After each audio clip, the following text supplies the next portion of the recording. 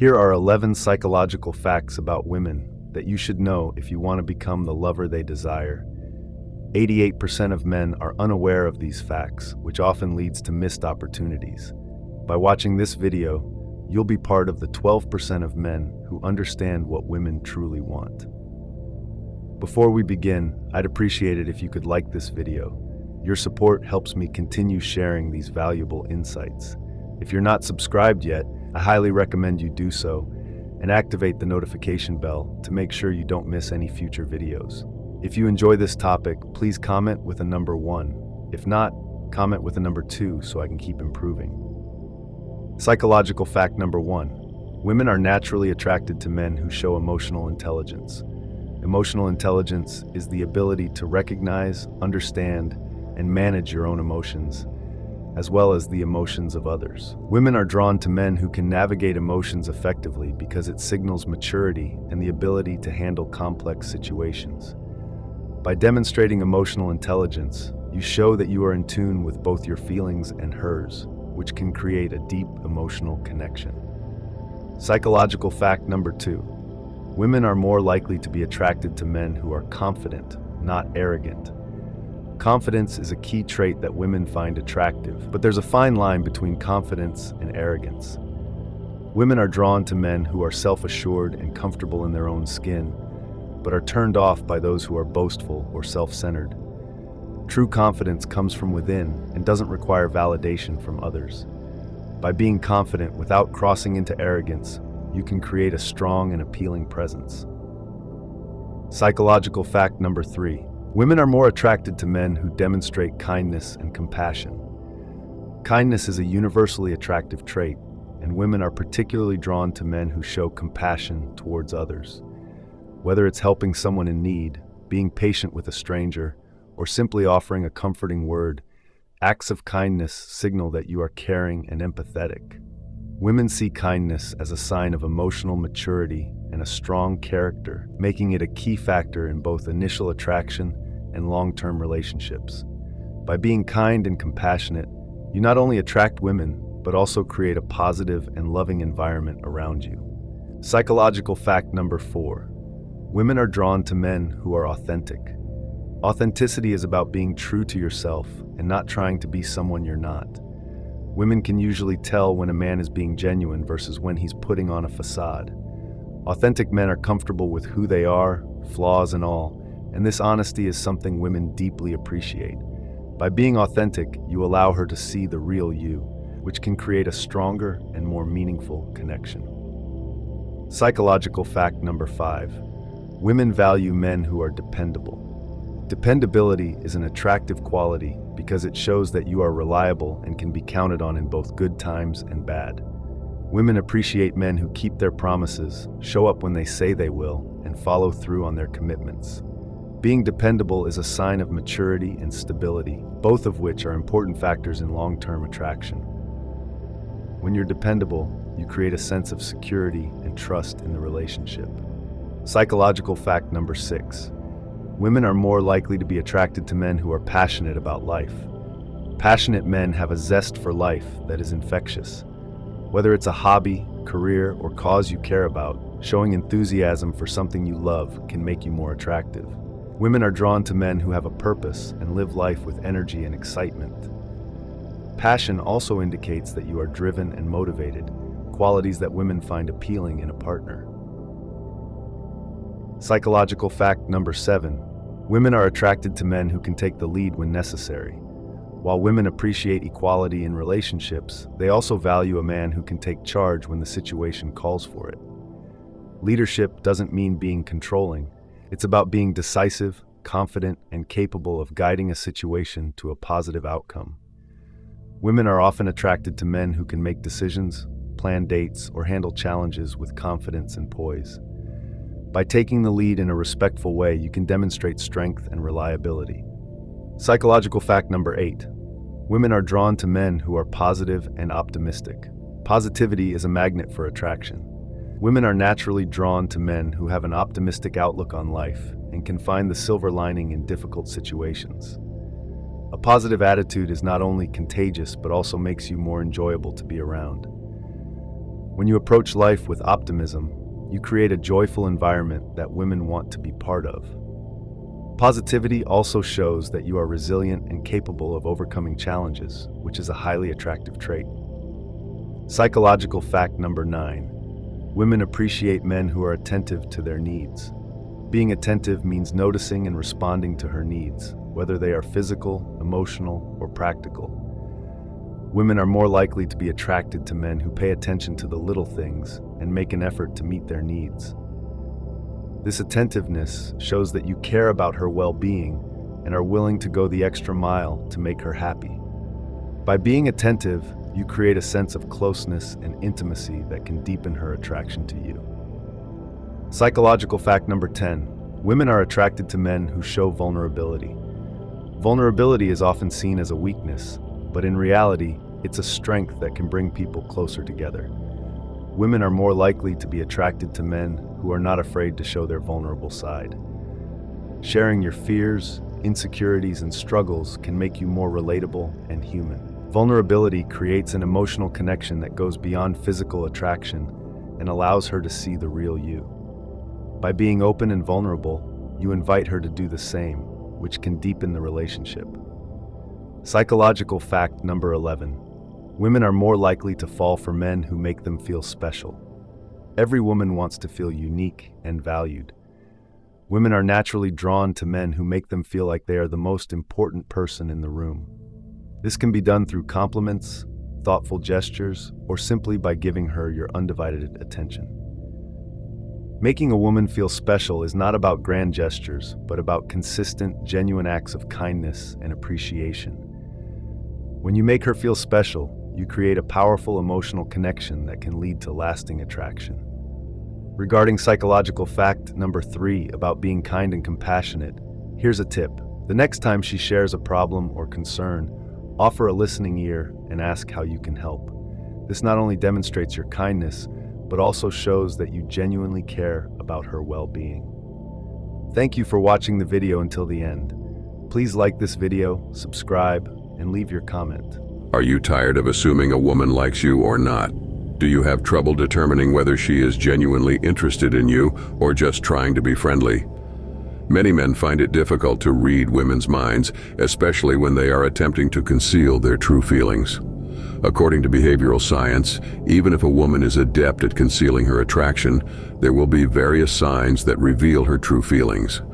So by the end of this video, you'll have a better understanding of whether or not she likes you, as well as the ability to decode any woman's behavior. So, if you want to make the most of this information, pay close attention to the video. So let's start with the video. Number 1. Licking her lips. According to the nuanced language of body experts, the act of a woman licking her lips stands as a subtle yet potent sign that she might be harboring feelings for you. This subconscious gesture is often employed as a means to moisten the lips or signal heightened interest, both of which can be attributed to the magnetic pull you exert in her presence. The frequency of this action, especially when she is around you, can serve as a silent affirmation of her attraction. It's a nonverbal cue that transcends verbal expressions, hinting at a desire that she may be trying to keep under wraps. As researchers delve into the complexities of human behavior, this seemingly innocuous gesture emerges as a noteworthy element in the intricate dance of attraction, offering a glimpse into the unspoken realms of romantic interest. Number 2. She's clearly nervous around you. The intricacies of human emotions often find expression through physical manifestations, and one such telltale sign is when a woman exhibits nervousness in your presence.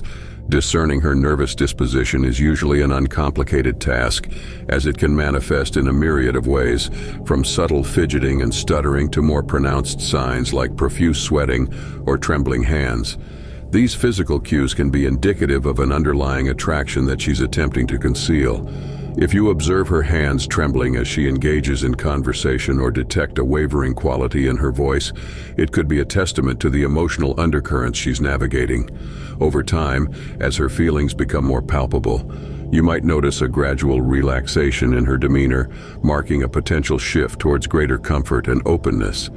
It's also noteworthy that some individuals, in an effort to guard against revealing their emotions, may adopt a more defensive stance. If you find her becoming unusually critical or employing a snarky tone, it could be an indirect attempt to shield her vulnerabilities and maintain a semblance of control over her emotions. Number 3, she smiles when she sees you. A woman's smile, often celebrated as one of the most enchanting and expressive aspects of human interaction, can convey a myriad of emotions. When you observe her face brightening with a genuine smile upon meeting your gaze, it may serve as a subtle indicator of deeper sentiments that she might be reluctant to disclose openly. This phenomenon is frequently noted in situations where someone perceives the person they're attracted to as being beyond their reach or out of their league. Through the warmth of her smile, she could be employing a strategic approach, aiming to project an image of friendliness and approachability, while simultaneously harboring hopes that you will take the initiative in bridging any potential gap. However, the interpretation of smiles isn't one size fits all. They could also emanate from sheer delight in your company or a genuine sense of happiness upon encountering you. Therefore, a nuanced analysis of the frequency of these smiles becomes paramount, with an increase potentially indicating a burgeoning romantic interest. Number 4, running fingers through her hair. Non-verbal communication serves as a rich tapestry of unspoken expressions, and the act of playing with one's hair is a subtle yet potent gesture, hinting at concealed attraction. If you consistently observe her delicately running her fingers through her locks during your conversations, it serves as a positive and non-verbal affirmation of her captivation. Furthermore, the mirroring of body language adds another layer to this intricate dance of communication. The unconscious replication of your movements, such as leaning in synchronously or crossing her arms in alignment with your actions, is a tacit declaration of affinity and interest. Even the tone of her voice contributes to this intricate narrative. A softer, more melodious cadence may signify an intentional effort to captivate and allure, revealing a deeper layer of emotional engagement. Hence, paying attention to these auditory subtleties can unveil concealed sentiments of affection, enriching the unspoken dialogue between you two. Number 5, exposing her neck. Delving into the intricacies of nonverbal communication, the act of a woman exposing her neck serves as a distinctive and often overlooked sign of interest. While this behavior might seem peculiar on the surface, it holds significant psychological weight. When a woman consciously or subconsciously exposes her neck to someone she finds captivating, it becomes a subtle yet powerful signal of attraction. This may manifest through subtle gestures, such as tilting the head, opting for open-necked clothing, or even allowing her hair to cascade down. In the realm of body language, this vulnerability signifies an unspoken invitation for the other person to draw closer. It's a nuanced expression of trust and openness, allowing for a deeper connection without overtly declaring romantic interest. Over time, researchers and relationship experts have observed that this seemingly unconventional form of communication proves to be an effective way for women to convey their attraction while maintaining a level of subtlety and sophistication. Number 6, shooting short glances your way. When a woman endeavors to conceal her burgeoning feelings, the subtle art of shooting fleeting glances becomes a compelling and intricate aspect of nonverbal communication. These brief looks, often delivered discreetly, serve as a testing ground to gauge your reactions and responses when her gaze briefly intersects with yours. Maintaining prolonged eye contact can be an intimidating endeavor, especially when attraction is at play. Hence, the tendency to divert the gaze swiftly, creating a delicate dance of hidden emotions. If you find her stealing these brief glances, particularly when caught in the act and witnessing her quick averted gaze, there lies a strong probability that she harbors feelings for you but is navigating the delicate balance of discretion. Number 7, she makes an effort to look good for you. While the importance of personal grooming is a common aspect of daily life for most women, a distinctive shift in behavior may occur when someone is harboring deeper feelings of attraction. If you discern that she is putting in an extra effort to enhance her appearance specifically when you're around, it serves as a compelling indicator of her unspoken sentiments. This could manifest in various ways, such as wearing more makeup or opting for more refined clothing choices in your presence. A change in hairstyle might also be part of her strategic efforts to catch your eye. By investing additional time and attention into her outward presentation, she is subtly conveying a message that goes beyond mere aesthetics, a message that she values your perception of her and is keen on establishing a closer connection. This becomes particularly evident if you observe a noticeable contrast in her level of effort when you're not present. Number 8, inviting body language. The art of body language extends to the realm of flirting, where two distinct types emerge: inviting and defensive. Inviting body language serves as a subtle yet compelling means of expressing interest. This may include gestures such as leaning in, uncrossing her arms, or directing her feet towards you. For instance, if you observe her leaning in while engaged in conversation, or if her arms are open, it's an unconscious attempt to convey receptivity and interest in what you have to say. These subtle physical cues suggest an openness to getting closer emotionally. Conversely, defensive body language may manifest as crossed arms or feet pointed away, signaling a desire to maintain distance. By attuning yourself to these nonverbal signals, you gain insight into her level of comfort and receptiveness to deeper connection. Number 9, she remembers the smallest details. The capacity to recall and treasure seemingly insignificant details about you unveils a deeper layer of interest and attentiveness. When a woman goes beyond the conventional scope of attention, remembering details from weeks ago or displaying a keen awareness of your preferences, it signals a genuine desire to forge a meaningful connection. This meticulous attention to detail, encompassing your favorite food, music genre, or preferred style of humor, reflects her earnest effort to understand and connect with the authentic facets of your personality. It becomes a canvas upon which she paints a portrait of shared experiences and a subtle invitation to explore the intricacies of your identity. In the realm of attraction, this level of attentiveness transcends mere politeness, indicating a sincere interest in unraveling the unique layers that define you.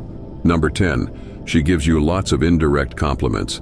The art of giving indirect compliments becomes a nuanced aspect of communication, allowing her to express admiration without explicitly revealing her true feelings.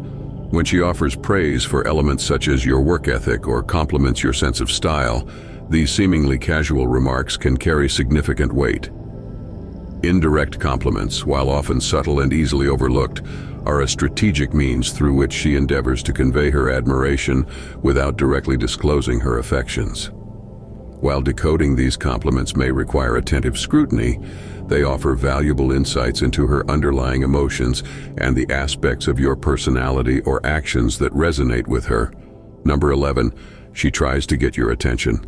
In the dynamic landscape of social interactions, her consistent efforts to capture your attention become a noteworthy signal of her burgeoning feelings.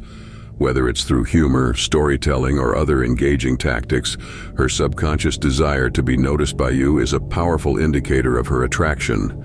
By making intentional strides to hold your attention, she is conveying a silent message of liking you without explicitly verbalizing it. This can manifest in discussions revolving around topics she knows pique your interest, or ensuring that your conversations extend beyond what might be deemed necessary. These actions collectively speak to her inclination to draw closer to you, using subtle methods to express her feelings without the need for explicit declaration. Here you have it. 11 scientifically supported signs suggesting that a woman may be attracted to you, but is attempting to conceal her feelings. Armed with this knowledge, be attentive to her actions and closely observe her body language for additional insights into her emotions. If you notice a convergence of these signals, consider taking the initiative without hesitation. The potential rejection might be the worst-case scenario, but it will provide a clear understanding of her sentiments. Ensure to watch the recommended video now. If you found this content engaging, remember to subscribe. Thank you for tuning in. The most difficult obstacle for older men is their fear that a younger woman will not be interested in them because of the age difference, or that there are plenty of younger and more sexy men out there for these women. If you're having doubts that are preventing you from flirting with all of these hot and sexy young women, you're at a loss. There are many younger women who fantasize about older men. In this video, I'll show you 7 ways to flirt with younger women, from the first interaction to the first kiss, regardless of whether you're in your late 40s, 50s, or early 60s. Before we begin, I would appreciate it if you liked the video. You can help me continue spreading the Stoic philosophy. If you are not subscribed, I recommend you subscribe and activate the bell to avoid missing any videos. If you like the topic of this video, please comment with a number 1. If you don't, please comment with a number 2 to let me know so I can make better videos in the future. 1. Be genuine and non-pushy. A sociable woman interacts with an average of 8 to 10 men per day, and on social media, she receives dozens and hundreds of compliments on her appearance, clothes, hair, nail polish, and so on. There is a common saying, "Yeah, hey, you're the most beautiful girl I've ever seen on this planet." If you want to stand out from the other 8 or 10 guys, never compliment her on her appearance or material possessions. This cheap and creepy method of flirting is a major turnoff for any woman. If you're an older guy, you should flirt in a genuine, non-pushy manner. You can compliment her hobbies, her career choices, her intelligence, the books she reads, or the things she wants to accomplish in her life. For instance, if she is reading a book, you can say, "Hey, it's nice to see you're reading The Alchemist by Paulo Coelho. It's one of my favorites too. What do you think about Santiago's journey?" Or you can appreciate her intellect and curiosity by saying, "Your insights during our conversation are refreshing." It's rare to find someone who thinks deeply about life. What other topics intrigue you? This demonstrates that you value her mind. Asking a question at the end opens a new loop for your conversation, and the more you talk to each other, the more you build an emotional connection. An emotional connection is everything for you to get closer and start flirting with each other. This should be done in a lighthearted and playful way, with a gentle smile on your face. When you do this, you really fulfill her expectations and show that you're not like every other cheap or creepy old man. 2. Show maturity. What if a younger woman says, "Oh, you look older than my father"? What would your response be? Pause this video for a while and think. Many older men here try to justify why they are so much older, or they say, "Yes, I'm old, but I look young, healthy, and energetic. I wear modern clothes, and blah, blah, blah." Do you really think she's interested in you after hearing that answer? 99% of the time, of course not. Now listen carefully to what happens when you answer, "Yes, I'm old, that's why I've been to so many places, and now I'm lost. Can you show me the way to your heart?" What were you doing when you said that sentence? You didn't react like a teenager, you didn't judge to justify your age, and most importantly, you used your mind and gave a mature answer that showed her you were interested in her. You don't really care about your age. Listen, if a younger woman approaches you, it is primarily due to your maturity, willingness to communicate, and approach to various life issues. It's not as if being labeled older means you're not mature. You certainly are. The problem is that you are uncertain. You set aside your maturity and focus on other things like six-pack abs, a sexy body, a younger appearance, glowing skin, and so on. However, these are not your strengths. These characteristics are commonly found in young men or men in their 20s. If a younger woman needed those things, she would never have been attracted to you. You've spent decades in your life. You've experienced ups and downs. You've mastered many situations. You've made difficult decisions. That makes you the best choice for her.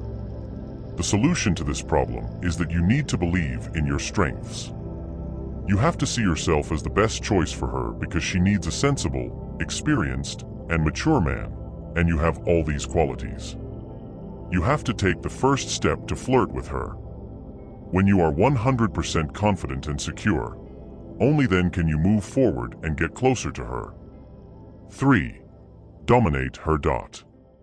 When you interact with a woman, you must maintain control of the situation, because she does not want you to behave like a teenager who does whatever his mother teaches him or who frequently reacts and justifies himself when someone questions him. If you let her dominate you or act inferior in front of her, she'll believe you're still a boy. Remember that you can be a man at 22 and a boy at 45. The only distinction is your maturity, intelligence, and confidence. Acting boyish is an immediate turnoff. A younger man is still figuring out life, while you have already done that. That's the reason she chose you. You have that silent and dominating charisma to deal with life with your intellect, being all cool and calm. You have that silent, commanding presence that turns her on. So whenever she is with you, she should feel your commanding presence, your authority, and your masculine power. She must feel you own her like your precious thing. 4. Be the boss in the playing field of love.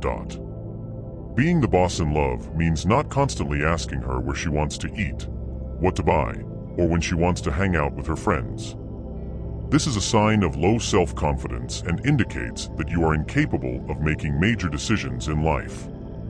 Women like it when men make decisions for them. When you're sitting together, try to flirt with her by teasing her and complimenting her. Remember, I told you at the start of the video not to compliment her appearance. That isn't appropriate for every situation. Once you've got her attention and you've gotten closer, you can give her appreciation for what she wears. Imagine you're sitting together talking, and you get closer to her. Take her in your arms and start running your fingers through her hair and say, if your hair was a song, it would be a melody that lingers hauntingly beautiful. This is about taking the initiative, whether it's inviting her on a night out, having romantic conversations, kissing her, or swapping positions in bed. You must be the boss and decide. 5. Create opportunities for interaction. You can meet a younger woman at work, the gym, or around your neighborhood. If you believe she is interested in you and want to flirt, create opportunities for interaction. You should find ways to spend time with her, such as inviting her to a cafe, going for a walk, or attending an event. When you leave, be chivalrous by holding the door open for her, offering your coat, or setting out a chair for the younger lady. The goal is to provide opportunities for deeper connections. Even if you are a dominant and charismatic man, you must not forget the little things, such as her favorite coffee, her birthday, and suggesting a new place to eat that suits her interests. If you do all this, even though you are older and bigger than her, she will be crazy about you. 6. Discuss your experiences. Flirting often begins with common interests. An older man always has a lot to talk about, whether it's his hobbies, movies, books, or his personal life. You should discuss your life experiences to come up with ways to flirt with her while also being funny. What if you said, I have many good memories in my life. I've even been to heaven, and as I was leaving, I saw you among the beauties of heaven. How did you get here? That's a great, playful, and flirty start. And now you can tell her about your beautiful life memories, amazing experiences, and incredible places you visited that are relevant to her interests. Or, if she loves art and museums, you can say, I've been to different museums in my life, but only now have I realized what real art looks like. This is a good pickup line that you can use on your next date. If she sees you talking about her favorite things, she's more likely to be attracted to you and share her experiences with you as well. 7. Go for the first kiss.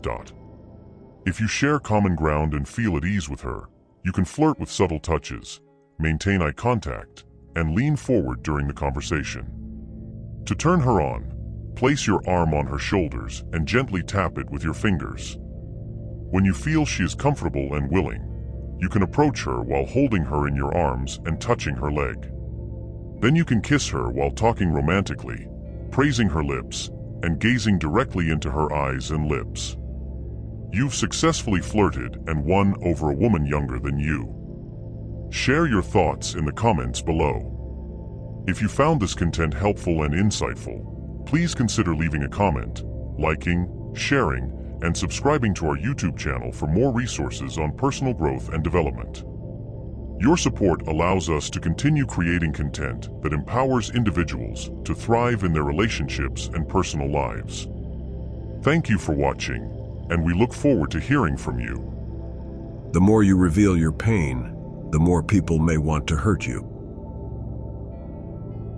Although it does not always occur, it is common for some people to take pleasure in your suffering or even contribute to it occurring or worsening.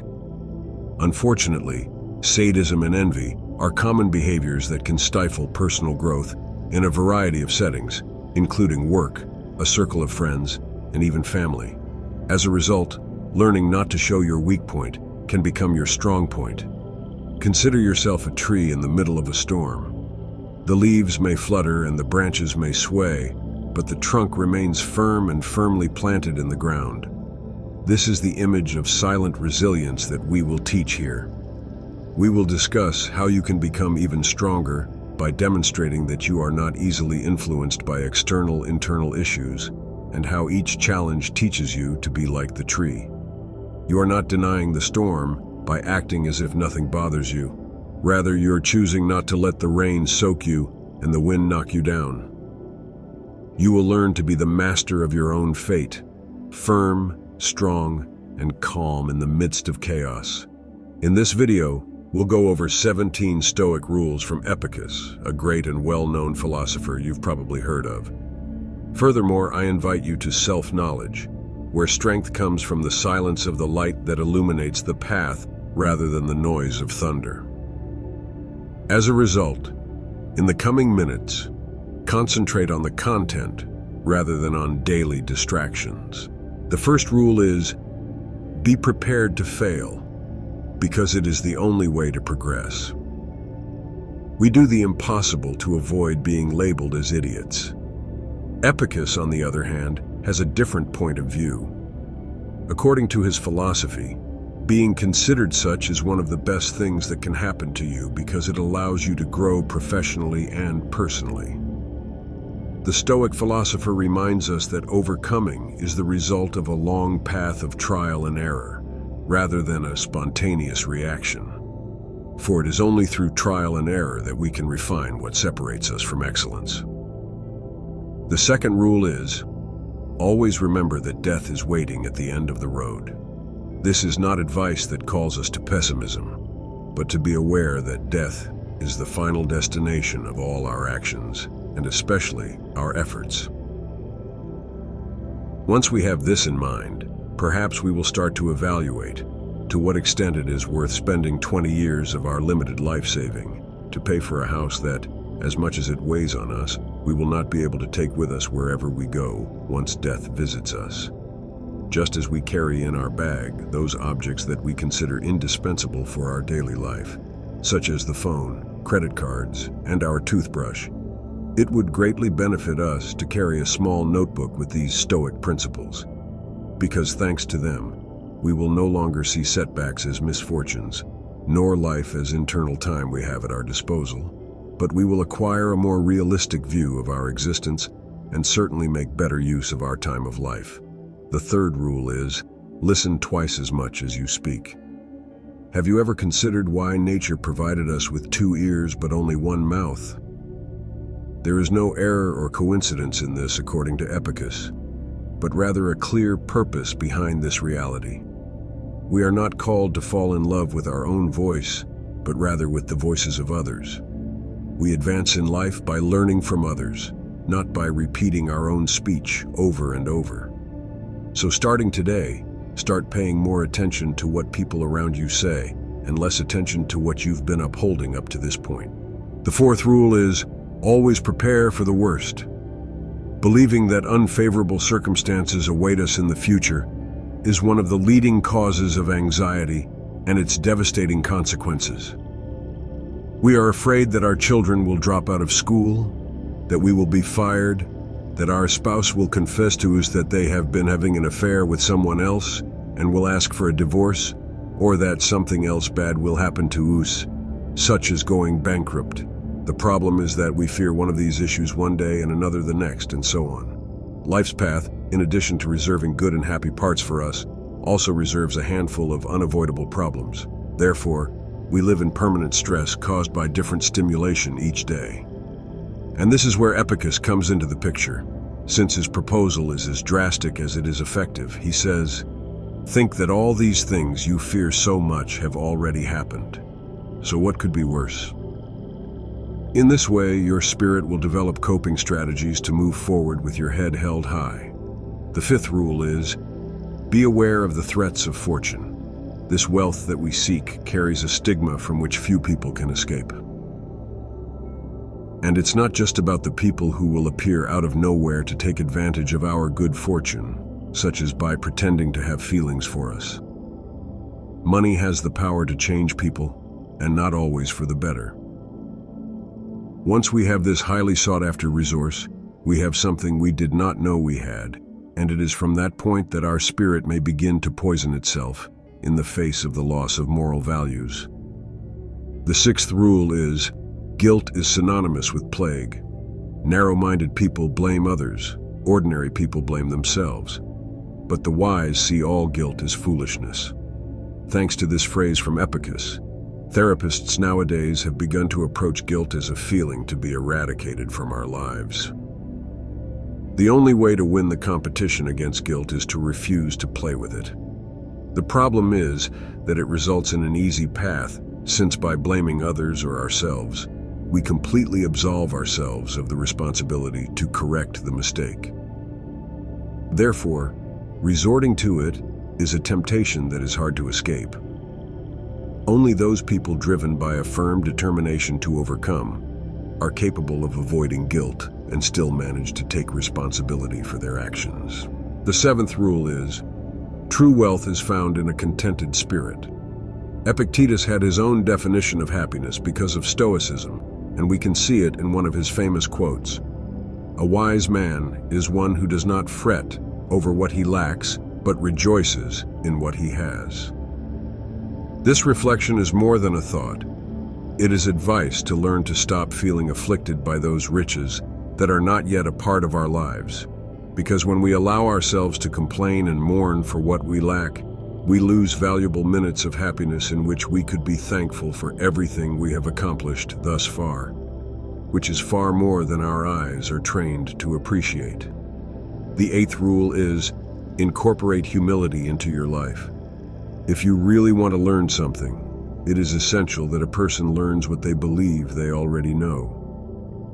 Through this phrase, Epicus calls us to make use of our humility, especially in the realm of learning.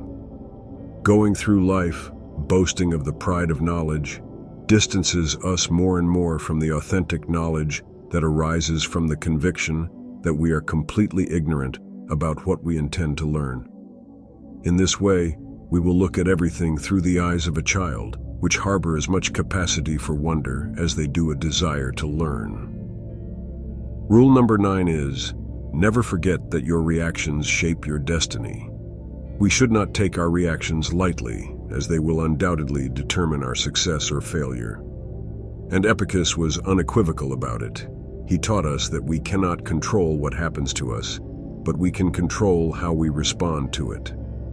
Misfortune can strike any of us, but it is what we do when it does that will determine our fate from that point forward. Divorce can mean entering a world of depression and victimization for some people. Epicus, on the other hand, sees it as a golden opportunity to begin the path of self-knowledge. Remember that what happens to you is not as important as what you do with it. Rule number 10 is, make alliances with winning people. It's curious how when someone sneezes next to us, we immediately move away, invaded by the fear that they will infect us. However, we are not so cautious to avoid one of the most lethal contagions we are exposed to daily. Epicus left us a wise piece of advice about this. Surround ourselves with people who make us want to give our best, because people's behavior greatly influences our state of mind. There are people who drain our energy and ruin our day, while others leave us full of joy and vigor. Therefore, one of the smartest decisions we can make is to ally ourselves with those who bring good vibes into our lives, while we say goodbye to those who have the ability to make us regret being born. Rule number 11 is, invest in simplicity. Why live frugally when we can surround ourselves with all manner of luxuries nowadays? The answer is much simpler and more logical than you think. Wealth does not sustain itself. It requires commitment and a great deal of daily energy to sustain this system of luxuries and wealth. In contrast, when we choose a simple lifestyle, we remove the stress of having to meet the due dates of bills, loans, and credit cards. Rule number 12 is, always do your duty. Each of us plays an important role in society and the world, and the sun does not require praise or enchantments to rise each morning. But it happens every day, and that's the end of it. As a result, just as every part of nature does its job, we must fulfill our responsibilities. We fail both the environment to which we belong and ourselves if we wait for praise or praise to do our work. If we know what our task is and are aware that others rely on it, it is our moral obligation to complete it without waiting for someone to remind us. Rule number 13 is, stop worrying about things over which you have no control. Your opinion is yours, but not your reputation. You have the desire and zeal for the hunt, but you have no control over the amount of goods you have, or your success. Worrying and becoming irritated about things we cannot control is simply a decision to waste time. According to Epicus, we are called to cultivate those values over which we have control, but it is also our responsibility to let go of what is beyond our control and allow fate to take care of it. Rule number 14 is, do not hate those who hate you. Instead, ignore them. You are much bigger and far more powerful than the person who criticizes, despises, and discriminates against you. So don't waste your time hating that person, because they don't even deserve to be in your thoughts. We are encouraged not to be afraid of people who would harm us, because the noise represents a regrettable attempt to harm us. So ignore it and develop immunity to it. Rule number 15 is, always extract the benefit from things. Whatever happens, it is up to you to take advantage of it or not. These were the words of Epicus. As you can see, it is not about having the option to take the good out of adversity, but that doing so is our duty. As long as there is intelligence in you, there will be the ability to realize the advantages you can take from the situation that has struck you. Imagine that one day you arrive at work to find out you will be fired. Instead of despairing and accusing the universe of being against you, you have the option of venturing into that enterprise you dreamt of, while fulfilling your work schedule alongside people you disliked. Therefore, always try to look for the positive in a situation, as this movement added up throughout your life will certainly take you further than just lamenting. Rule number 16 is, when you allow the comments and attitudes of others to bother you, you are handing over control of your life. Any person capable of making you angry becomes your master. However, that person can only make you angry when you allow yourself to be disturbed by them. Epictetus makes us understand that there are many keys within us, and some lead us to happiness, while others lead us directly to emotional ruin. And it is precisely this last key that we hand over to those who make us angry. The solution to this problem is to put up a barrier that prevents us from being affected by the attitudes of others. Because definitely each one is the owner of what they say, and also of what they decide to listen to. Rule number 17 is, friendship is more important than wealth. Genuine friends are true wealth because they will be there to support us if our material fortune fades. As a result, if you devote yourself to cultivating genuine friendships, you will be making a very profitable long-term investment. In addition to being incredibly useful for everyday life, Stoic principles are teachings that can help us navigate bad times with interest and resilience, as there is no place in their philosophy for fantasizing, but only for applying what is learned and moving forward. I hope you liked the video, and since you've made it to the end, leave a like and a comment. If you're new to the channel, please subscribe. See you soon. Imagine stepping into a world where your kindness is seen not as a virtue but a weakness, where your generosity is exploited, and your compassion becomes a tool in the hands of others to manipulate and control you. This isn't a dystopian fiction. It's a stark reality for many who practice unguarded kindness. Today, we're delving into the Stoic perspective on kindness and exploring the 10 ways how excessive kindness can actually ruin your life. 1. The loss of respect. Consider this simple example to illustrate the loss of respect from excessive kindness. Imagine always lending money to friends without asking when they'll return it. Initially, they might appreciate your generosity, but over time, they begin to expect it. Your kindness has inadvertently taught them that your resources are always available, leading to a lack of appreciation and respect for your financial boundaries. The solution lies in setting clear boundaries. Next time a friend asks for a loan, gently remind them of your policy for repayment or offer alternatives like helping them budget. This approach respects both your resources and maintains the integrity of your relationships. Stoicism teaches us the importance of self-respect and the value of boundaries. By setting these limits, we ensure our kindness is appreciated and respected, not taken for granted. 2. Being overburdened. Visualize yourself as the always available volunteer at your child's school. Your name echoes in every corridor, synonymous with tireless help at bake sales, plays, and field trips. Initially, this involvement brings a sense of accomplishment, but soon the toll becomes evident. Your personal time shrinks, your energy wanes, and your hobbies, once a source of joy, now sit in neglect. This is the classic trap of overextending oneself in the spirit of kindness. Stoicism, with its emphasis on balance and inner tranquility, teaches us to avoid such extremes. It's essential to strike a harmonious balance between assisting others and nurturing our own needs. Reflect on the activities that align with your passions and bring genuine fulfillment. Prioritize these and allow yourself to step back from the rest. Embracing the Stoic principle of moderation, begin to practice saying no with grace and conviction. This is not about withdrawing your support, but about redistributing your energy more wisely. By selectively engaging in activities that resonate with you, your contributions become more impactful, and your personal well-being remains intact. This balanced approach ensures that your kindness is a sustainable gift to your community and to yourself. 3. Exploitation by others. Consider the friend who always calls you for favors, never for a casual chat. You help, but it feels one-sided. Stoicism reminds us to be discerning. It's time to have an honest conversation with your friend. Set clear expectations about your willingness to help and observe if the relationship balances or remains lopsided. This approach will help you invest your kindness where it's valued and not exploited. 4. Loss of personal goals and ambitions. Imagine having dreams like mastering a new language or starting a business. These goals are part of who you are, yet they're sidelined by your constant help to others. Your time is spent on friends' needs and family requests, leaving little for your ambitions. Here's where Stoicism's emphasis on personal growth becomes vital. It teaches us to value our development as much as we value helping others. It's time to recalibrate your priorities.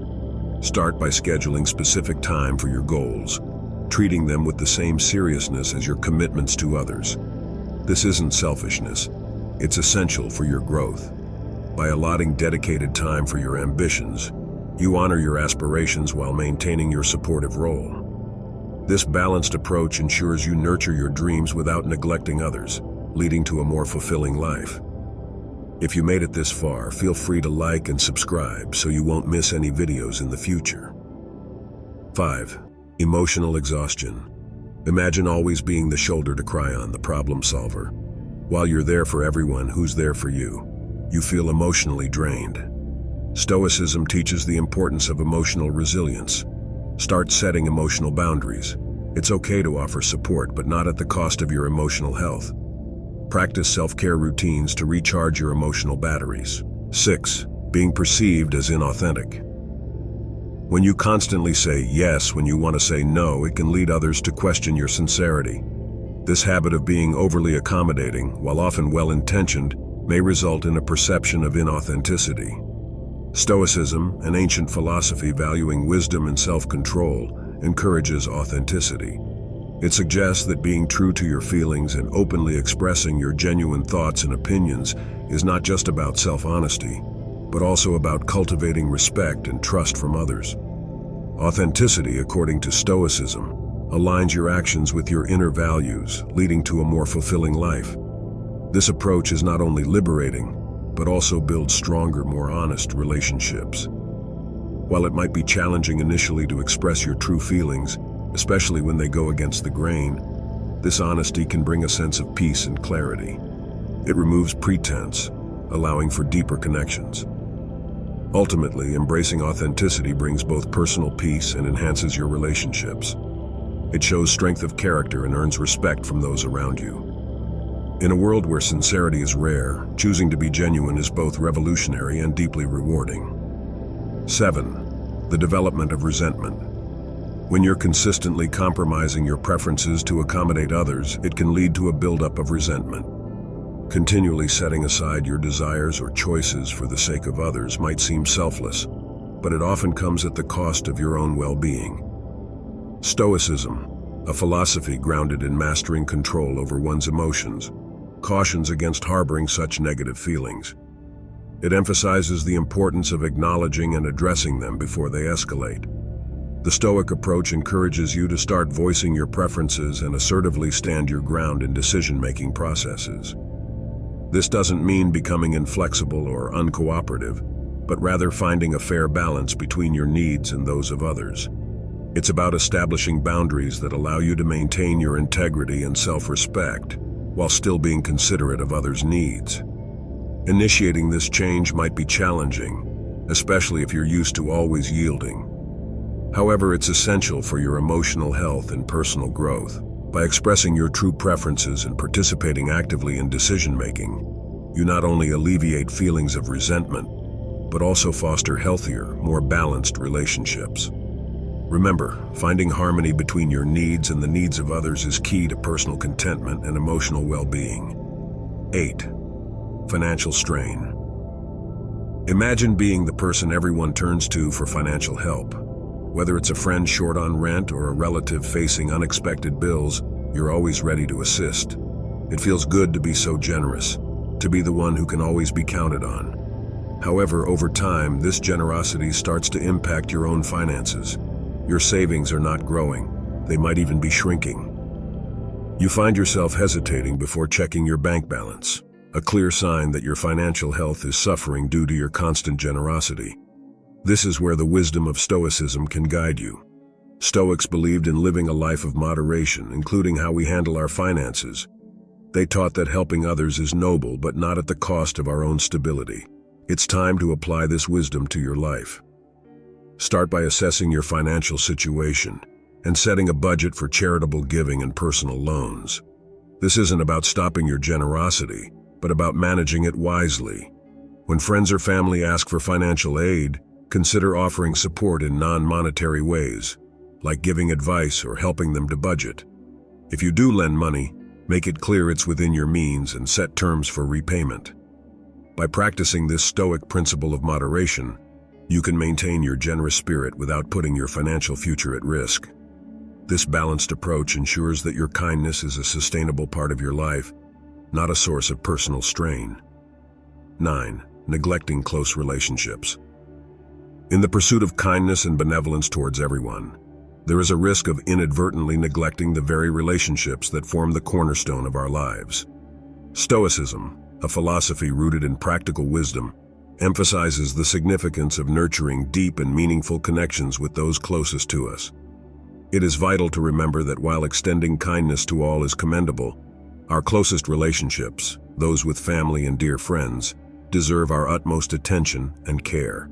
Often in the hustle of daily life and the noble endeavor to be universally kind, we may overlook the needs and importance of those who are consistently present in our lives. These are the individuals who offer unwavering support, understand our deepest fears and joys, and contribute significantly to our personal growth and well-being. Therefore, it is essential to periodically reevaluate our commitments and priorities. Making time for family and close friends is not just a duty, but a nurturing of the bonds that sustain us emotionally and psychologically. This doesn't mean diminishing the kindness we offer to others. Rather, it's about striking a delicate balance. By consciously allocating time and energy to our personal relationships, we enrich our lives and deepen the connections that truly matter. In doing so, We embody the Stoic ideal of living a life that is not only kind, but also profoundly connected and fulfilling. 10. The illusion of control. You believe your kindness can solve everyone's problems, but some situations are beyond your control. Stoicism teaches acceptance of what we can't change. Focus your kindness where it can make a difference and accept that some things are out of your hands. This acceptance will bring you peace and a more effective use of your compassionate efforts. In the Stoic philosophy, kindness must be balanced with wisdom, self-respect, and self-awareness. It's about finding the middle path where kindness is a strength, not a vulnerability. Remember, it's not about diminishing kindness, but about practicing it with discernment and balance. If you liked the video, I would appreciate a like and a comment. If you are new to the channel, feel free to subscribe to my channel. See you next time.